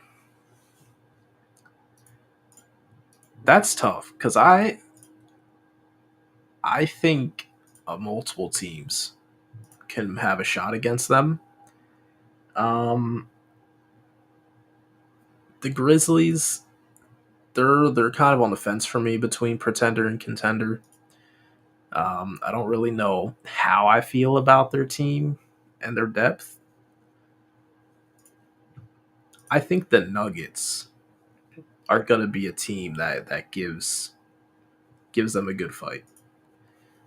I think the Nuggets, and I honestly dare I even say the Lakers, I think it is the Lakers. because the addition of Luka Doncic has just taken a weight off of LeBron James. It's going to keep LeBron probably healthier and fresher for the playoffs. And just as they continue to play over the weeks, they're just going to continue to get more chemistry with each other. And they're already doing good, winning games. Can we just call it real quick when it comes to Luka Doncic? The acquisition of Luka Doncic not only took the pressure off LeBron James, Tyler, it took the pressure off of that organization. Because that is supposed to be there's a few things in this world that are myths in sports, and then there are things that are actually legit. Sorry to say this, I'm sorry, heat culture, that's a myth. The Laker way, that exists. The Laker way is what they did to get Luka Doncic. Mouth about heat culture. Heat culture is a very real thing. Heat culture has as much credibility as Manti Te'o's college girlfriend. Okay, bud. Well, the heat culture has resulted into superstars leaving and finals losses. That's what that results into. Probably because you coach your team so hard they're dead by 50 games in. No. Anyway, but this is what the Laker way has always been. They draw stars. They've had LeBron there. Those rosters have not been good. LeBron and AD, since winning that bubble trophy, which I will always label as the bubble trophy, still a championship, don't get me wrong, but it's still a bubble trophy. But since then, the Lakers have not had good rosters. And getting Luka Doncic over there, this is not only to have the Lakers be good in the now, it's have the Lakers set up to the day when LeBron James is no longer there. Yep. And, we are weeks removed from that trade, and I still, for the life of me, have no idea what the Dallas Mavericks were thinking. I still, for the life of me, have no idea what they were thinking. So, dude, oh my gosh, I haven't followed much basketball at all. I didn't even know Jamal Murray and Aaron Gordon were. Oh wait, oh never mind, wrong tab. Disregard. what were you about? Disregard that statement. Disregard. Wrong tab.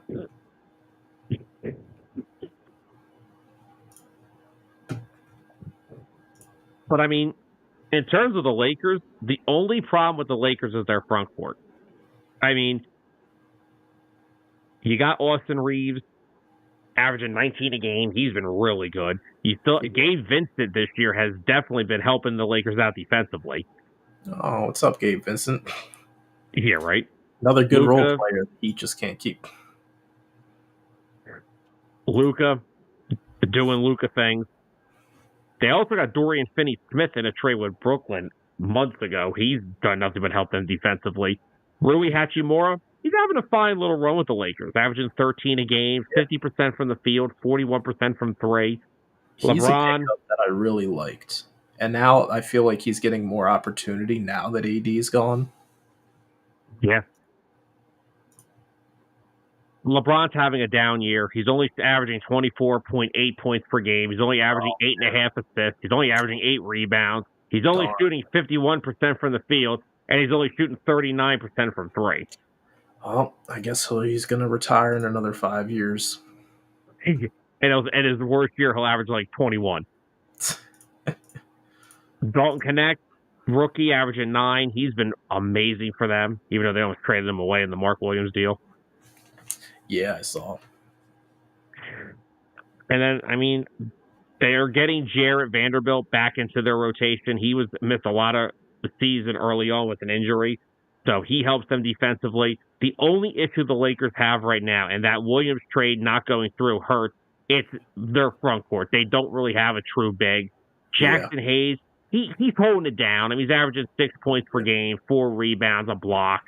And I know that trade not going through really hurts Luka because Luka requested a run and jump big man. Yeah. Don't get me wrong. Jackson Hayes can fill that role. He's actually pretty damn good at that role, but he's very undersized. He's very skinny. Yeah. He's solid, but I don't know if the Lakers... Here's the thing. I don't know if the Lakers can compete with Oklahoma City's front court, but I also don't know if who on Oklahoma City is stopping LeBron and Luka. Yeah, man. What are they gonna do when Bronny James comes for you? Oh, would you knock it off? Yeah, he had to get mentioned once, Sam. Yeah, no, it's the only time he's gonna be mentioned. And you're talking to the Nuggets. I mean, the Nuggets, they're kind of the wild card in this. They're kind of the forgotten man here. Yeah. Because, I mean, we were just used to seeing their dominance, being number one in the West, or at least, a close number 2. But, they're down to what? They're in the 3rd seed, even though they've won one more game than the Lakers, but they've lost one more as well. So that is why they are the 3rd seed and not the 2 seed. So they essentially should be the 2 seed. Yeah, they're percentage points behind them. Yeah, they're right there. And then even the Grizzlies, they're right there too. So, but, I mean, Denver's team, Jokic is doing his thing. Almost a 29-point average, 12 rebounds, 10 assists, almost 2 steals a game. Jamal Murray, 21 points a game. Michael Porter, 18.5. They got Christian Braun averaging 15. Aaron Gordon, he's still averaging 13 for him. And he's coming off the bench, it looks like. He started some games for them, but it's kind of been like... You're forgetting a bench player. Oh, I know. I'm getting there. Russell Westbrook, the resurgence, 12.7 points off the bench, 5 rebounds a game, 6 assists, almost a steal and a half. He's finding his footing there with Denver as well. I can't believe this brother's shooting 32% from three. Oh, man, nobody can. But think of this. Jokic must have gave him a few pointers. A few of his 3-pointers. Here's the crazy thing about Russ. He's 36. Yeah. I can't believe Russell Westbrook's that old. Yeah.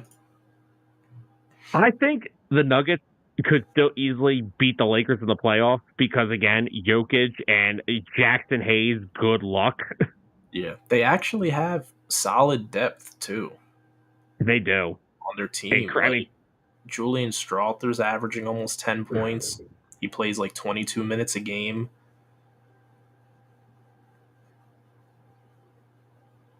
And like you said, Christian Braun just coming in, filling in for the KCP role, Yeah.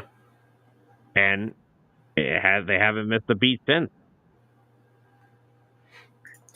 And I they still got. definitely I labeled Denver as a contender. Oh, I It's had the great. Lakers and the Nuggets as Yeah, contenders. I got three contenders in the Western Conference: the Thunder, the Lakers, and the Nuggets. All right, what about Memphis before we wrap up this segment? Memphis, this year, I'm gonna have to say they're pretenders. I Ooh, don't think they have the depth to hang with those three teams in a 7 game series. Now, granted, Ja's gonna do his thing. He's gonna, he'll probably will him to a couple of wins. Jaron Jackson, they're getting 18 points out of Desmond Bain, but outside of that, it's the depth just starts to drop down. There's really not much. Scottie Pippen Scotty. Jr. The average is 9. Okay, They got Zach Edey averaging 9 and 7 as their starting center. yeah, Jay Huff averages 7 as their backup center, but he shoots like 40% from 3. I will give them that. They average a lot of points per game, so they try and beat you by outscoring you. Essentially, their playoff comes down to the Ja Morant show. Yes, because it's going to come down to if they run into a team like Oklahoma City, who were really good defenders. If they're not able to score at a high clip, they're not going to beat them. Yeah. And as much, Jaron Jackson is easily their second best player. He is one of my favorite players in the league. The guy just is such a great defender. He does it all. And he's one of those rare power forwards that you don't really see that much these days. Yeah. And I think Memphis is great. I'm glad they have moved past the off the court stuff with Ja. I'm glad they have put the focus. I'm glad we're solely back on thinking basketball, and they're a good team. But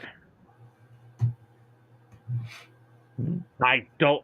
Do you think are they better than the Thunder? No. Are they better than the Lakers? They may be able to beat the Lakers. It's possible, but that's tough. It's tough, but it's doable. And then I don't think they beat Denver either.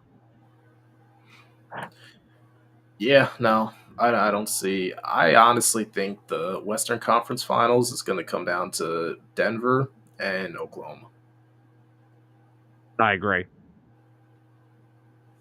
And anywho, that ends this segment of NBA Pretender or Contender. We've been talking NBA for an hour and 45 minutes almost. Yeah, we had some catching up to do. It's been a few months. We have. Well, we have a new commenter, and I think this is a perfect time to segue into some NFL talk. This is great. Thank you, Juan, for that comment. Brings us right to our first topic. Eagles releasing Darius Slay. And Juan wants to know why they do it. So it's a two-folded question.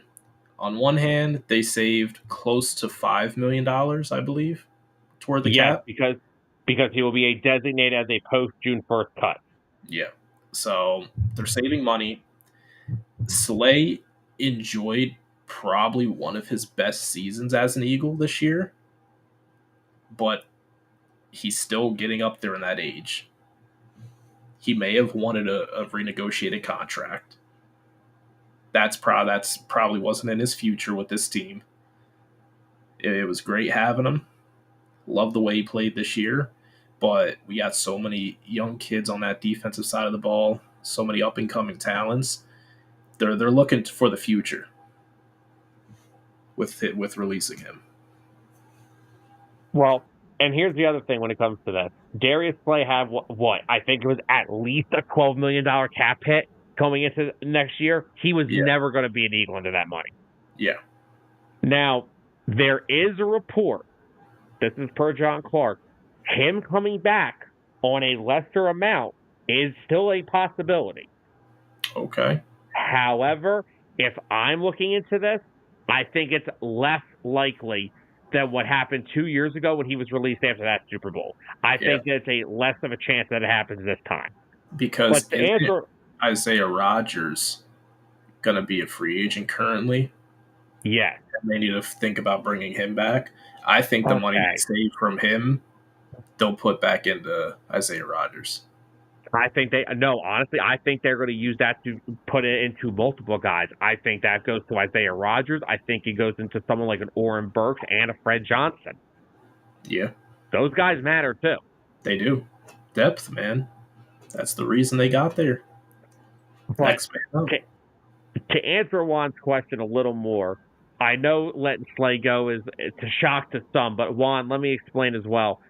The reason they did it was he is entering his final season in the NFL. He already said he is going to. He had a $12 million cap hit. They weren't going to keep him at that number. This was the only way, and also, Juan, this was the only way for them to save money. It was like a $16 million dead cap if they traded him at all. They had no choice but to release him and post it as a post June 1st cut because it was the only way they could save money. There is a possibility that they could bring him back for one more year on a lower number, on a cheaper deal. However, the reason that they did that 2 years ago with Darius Slay, first of all, Darius Slay came out and talked about it. They said that the big reason he came back after that one, remember, he was set to go to Baltimore. Yeah. But guess who called him? Big Dom. Mm-hmm. And thank God, people don't give Big Dom enough credit. No, because you know what the problem is? People don't know what Big Dom does. He has a big role. Oh, I know what he behind does. the scenes. He's got a huge role behind the scenes, but people don't know what he. People just think he's just a security guard. That's all they think. He's more than that. He is. Big Dom is so much more than that. But the reason, in my opinion, that I think it was more likely of him coming back that time than this time, they didn't have the youth at the position like this time. Yes, they were desperate. It is time for Quinyon Mitchell to take over that role. Cooper DeJean, I'm not moving him outside. He's staying right where he should. He's they are going in the slot. They are going to bring Isaiah Rodgers back. Elliot Shore-Parks has been tweeting that since the offseason started that they are going to bring him back. And damn it, I'm going to say this again because I'm sick and tired of all of you doing this. If you guys don't start giving Keely Ringo some damn respect, I'm going to get pissed. Keely Ringo could easily still be a chance to be the outside starter next year. I just got to see him on the field, though. I got to see him more. Because at the end of the day, I have so much faith now in Vic Fangio and seeing what he was able to get out of some guys. If Keely Ringo wasn't on the field and we saw Isaiah Rodgers more, then I believe that Vic thinks he's the better player. Okay, that's fine. But take into consideration, I thought Keely played well in his last 4 or 5 games of 2023 when he was starting. I thought he played well. I also find it funny that they kept Eli Ricks, who also started outside on that team in 2023 during the collapse. I find it funny they kept all these guys because they knew this was going to happen. They knew that Darius Slay, James Bradbury, and probably Avonte Maddox are no longer going to be here next year. Hey. Avonte made up for it all with that play in the Super Bowl. Don't you start. He did. He waited the whole season, but he finally did it. He made a play, finally. He made a play. But Isaiah Rodgers will most likely be brought back because he's familiar with Fangio's scheme. Healy's going to get more playing time. Ricks will get more playing time. Maybe. Excuse me. Maybe. But it's now Quinyon Mitchell's reigns as the cornerback one. But give Darius Slay, if this is really it, if this is the end of the big play Slay in Philadelphia, we were in cornerback purgatory for decades. Yes. Just to name a few. Nnamdi Asomugha, Byron Maxwell, Nolan Carroll, Harry Williams. Stop. You can stop. Bradley Fletcher, You can stop after Namdi. You can stop. Jalen Mills and Ronald Darby, Nikel Roby Coleman. And then Howie Roseman woke up one day and he said, we are going to trade a third and a fifth round pick to the Detroit Lions for Darius Slay. And what we've gotten over the past 5 years is one of the best corners in the league. And like you said you think this was one of his best. I think this year was his best year in an Eagles uniform. At 34 years old, I think this is Darius Slay's best year here. And he's been great since. Every year he's been here, he's been great. But this year was something different. Like, this is a year of just dominance on that whole defensive side of the football. And Darius Slay is a big part of it. He is. And someone even said it. As much as people like to criticize him for some of the ways he does things, like, maybe he's going on podcasts with Micah Parsons. If there's one person that's been very critical of Darius Slay, it's been me. But they said his attitude in that locker room translates, and the young guys love him. They said he is extremely close with Cooper DeJean and Quinyon Mitchell. Him and Bradbury have been mentoring them all year, and I am perfectly okay if this is it. I'm okay with what we have behind that. Yeah. Quinyon's going to take the reins. Isaiah Rodgers is going to be probably opposite of him. Ringo's going to fill a role. Rick's will fill a role. They'll have DeJean again. I'm not worried. We knew this was a possibility from day one that Darius Slay had probably played his last game as an Eagle. But you couldn't have gone out any better than that. That's how you go out. These were the tough decisions the Eagles were going to have to make heading into this offseason. We knew it from the moment the offseason started. They were going to have to make tough decisions. Yep. And I'm going to miss Darius Slay. I probably expect him to go back to Detroit for his final season. You think so? Yeah. I mean, yeah, that kind of makes sense. They could use some beefiness on their defense now because aside from Jared Goff and big moments, I mean, that offense is ridiculous. Oh, yeah. And then defensively, they're going to have Hutchinson back. Got Branch. McNeil will be healthy. McNeil will be, I forgot he got hurt late too. Jeez. So, honestly, yeah, and if Detroit could even get 1 or 2 years, honestly, all Detroit really might need is just one good year out of Slay like you had this year. They could win the championship next year. They got to go through here. I know they do. And again, like we said, we knew the Eagles were going to be strapped for some money. As of right now, for anybody that's going to ask me this, and I'm going to get like 16 million questions. So this is Matt, Brian, Orlando. If any of you are listening to me, I'm telling you this one time. As currently constructed, after the Darius Slay release, we currently have $26 million in cap space. Nice. Please do not ask me again. Because I have to keep finding out myself. So they are currently to have somewhere around $26 million. Most of that better be used on Zach Bowen. Yes. They're going to free up more. They're probably going to decline Jordan Davis's fifth-year option because they're probably going to extend him. Oh, yeah. They're definitely going to extend Cam Jurgens. They're going to restructure guys. They're going to figure this out. Howie always does. Exactly. I'm not worried about anything. Worry about when Howie Roseman's the general manager. Because not only will he figure out that stuff, dude's trying to figure out right now how to trade for one of the best pass rushers in the league. Yeah.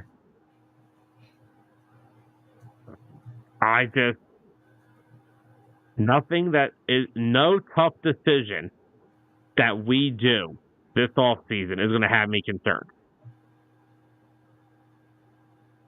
Because Howie Roseman always puts his team in a great position. Yeah. I'm not worried. Shoot. How many first-round picks would you be willing to give up for Myles Garrett? 1. 32nd overall pick? They're not getting a... Listen, I'm going to say this one more time. if it is the Eagles, they're not getting a king's ransom.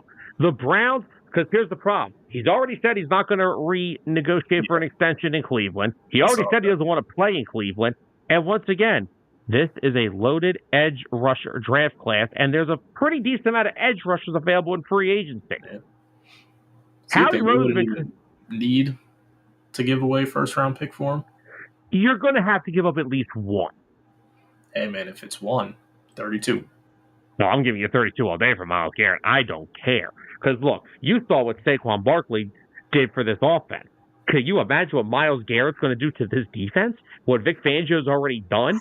Like, I feel like we've always had an elite level to our defense. I thought we've always had, some years we had elite pass rushers, but our secondary wasn't great. I feel like we've had elite secondaries and our pass rush wasn't great. And we've never had good linebackers for decades, so. But and now we have Zach Bond. Well, we did. We thought to resign Zach Bond. Sam, he is number one priority. Can you imagine if Howie Roseman goes into next season with a secondary of Quinyon Mitchell, Cooper DeJean, DJ Gardner-Johnson, Reed Blankenship. Hi, Dennis. Super Bowl champion Reed Blankenship, by the way. Happy birthday, by the way, Reed. And Isaiah Rodgers. Then you go into with a re-signed Zach Bond and eventually a healthy Nakobe Dean.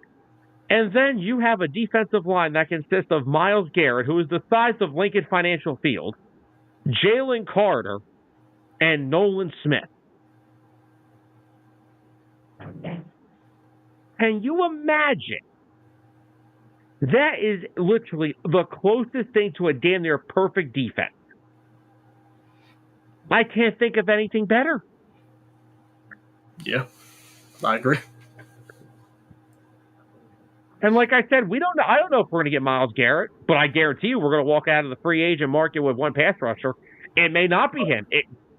I keep saying this. If it's not Myles Garrett, keep an eye on Harold Landry in Tennessee. He was just asked to be traded. Keep your eye on him. Because that's another Howie Roseman type move. Oh, yeah. Howie loves the Titans. He does.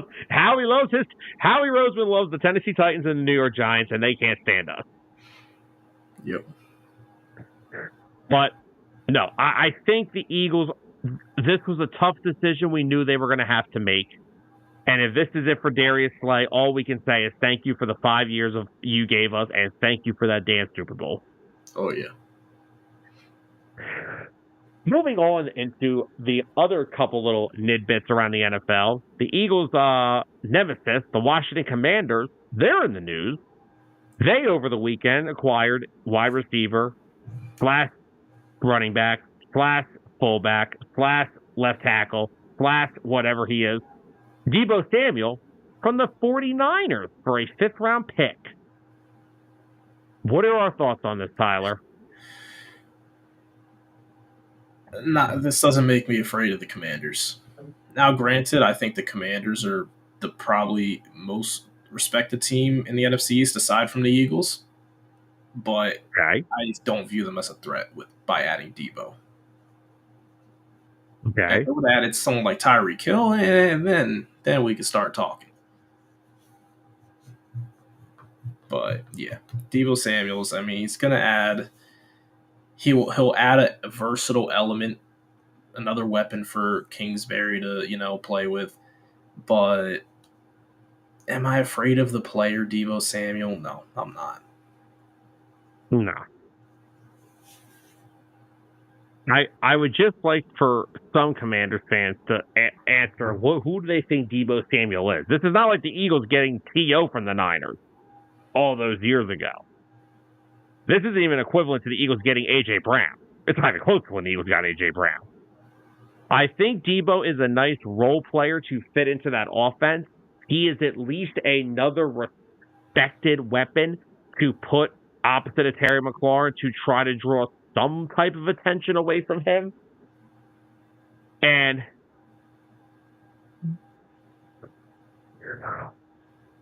Anthony, I think we can easily say this right now. Cooper Kupp is light years the player that Deebo Samuel ever has been. Yeah. Cooper Cup in the slot, man, the route running, the hands. I still think Cooper Cup is more highly regarded than Deebo Samuel. There's no way he is worth a 6th-round pick either. No, I think I'd see a team giving up like a 4th for him, maybe a 3rd if the team's desperate enough. He may be only up for a 5th because of his contract. You know what team? You know what team I'd like to see trade for him? Who? The Chargers. Yeah, but they already have Lad McConkey kind of in that role. McConkey's not really an outside receiver. He's more of like a slot guy. Yeah. Tyreek Hill makes a lot of sense for the Chargers. He does. All right, so Cooper Kupp to Denver. Boom. I can see that. I still think Cooper Kupp ends up in Baltimore. You're probably right. That's where they operate that part of the field and they love it, and he fits the bill. Yeah. Now, don't get me wrong. Real quickly, I don't want to sound like I'm just like the cocky Eagle fan over here. Deebo is still going to help them a little bit. I'm more like, I'm sorry, I'm game planning for Deebo Samuel a heck of a lot more than I'm game planning for someone like De'Ami Brown.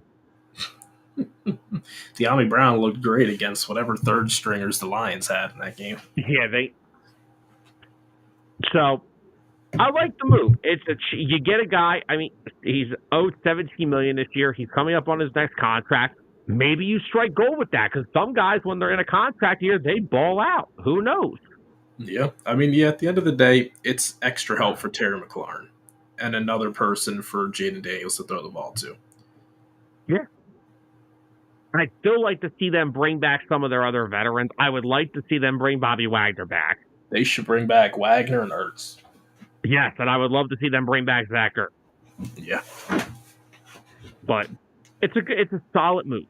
It is 100% a solid move. Yep. And then moving on to our last little bit of NFL news today, the Cincinnati Bengals just proved to me once again why I hate them as an organization, as they franchise tag T. Higgins. Again. Man. I feel so bad for him at this point. It's like, you talked about this on the show last week. The NFLPA has to lobby for something to where the players have to agree to play under these franchise tags.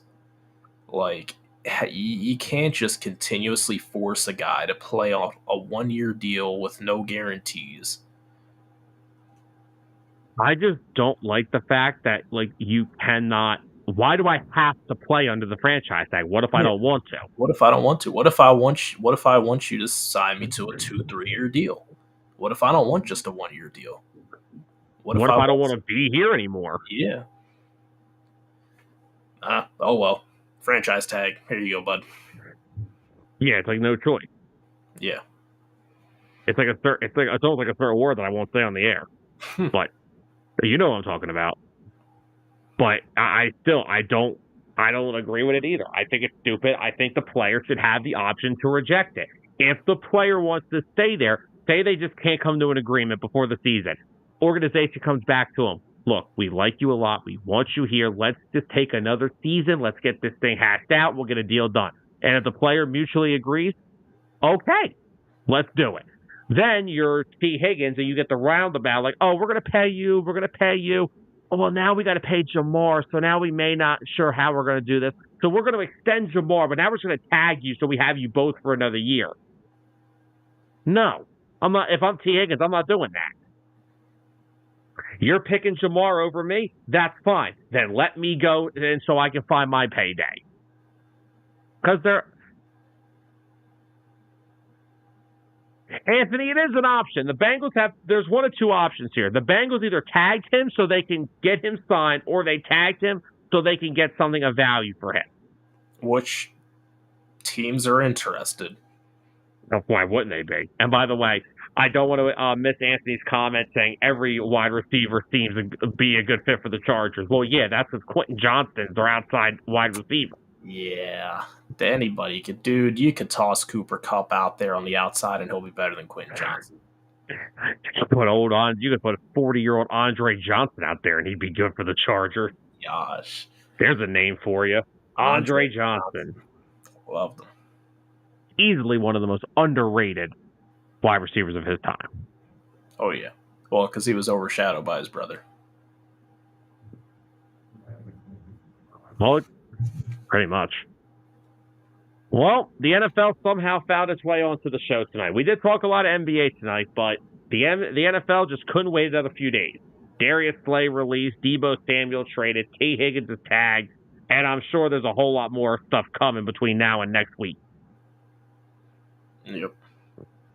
Which, do we have anything else we want to talk about, Mr. Adams? Or is that basically putting us on a wrap for the night?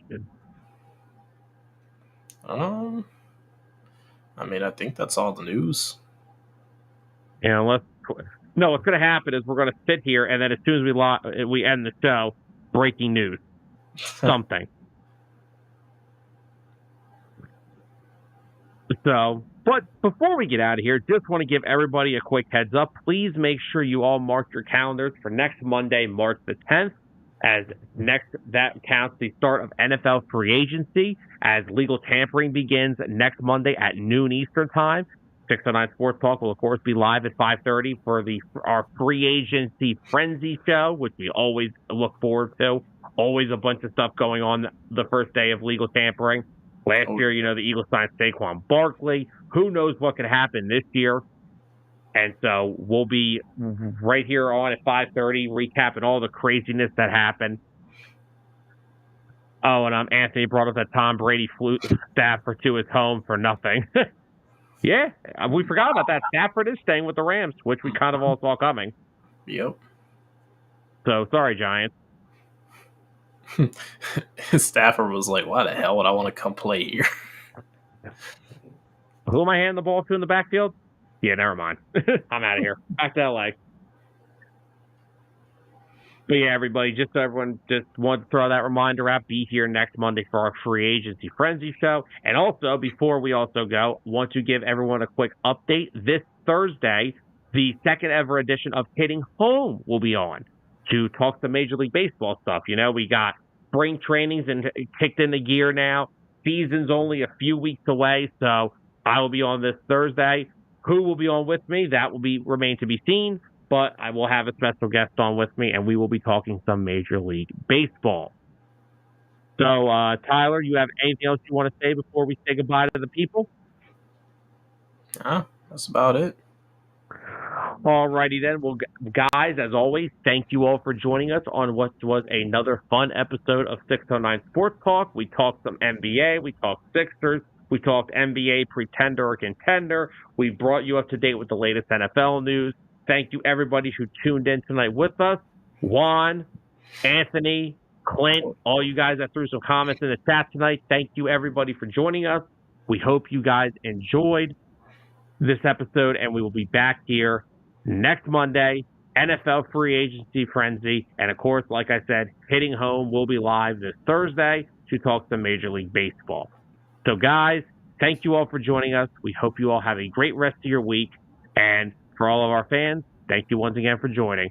For Tyler Adams, I'm Sam Nelson. Good night, everybody.